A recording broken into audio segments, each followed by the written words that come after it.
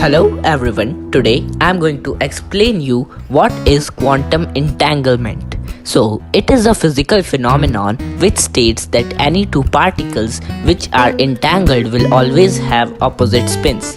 For example, if we shoot two photons which have the same point of origin and they are entangled, so they will remain entangled even after separating, and they will also share their physical states due to quantum entanglement. Now, sharing of physical state means that they will always have opposite spins.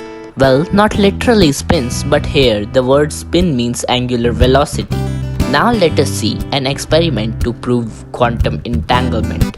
So first of all, we need two particles and two spin detectors, and then we need to shoot two entangled particles towards the spin detectors one by one. So whenever we will see the first particle's spin, we will automatically know the other particle's spin as it will be the opposite of one. For example, if the first particle's spin will be up, then the second particle's spin will be down, and vice versa. Now, there are two ways in which this can happen. So, the first one is that the two particles share their information faster than the speed of light. That is, whenever any particle is in up spin, then it automatically conveys it to the other particle to take the down spin.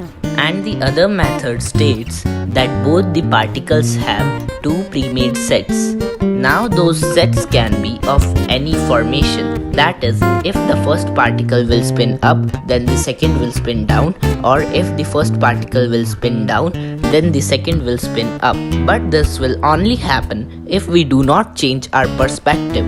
For example, if we measure the spin of one particle from a 30-degree perspective, then we are forcing it to take any one position out of its superposition. So we get the spin either up or down.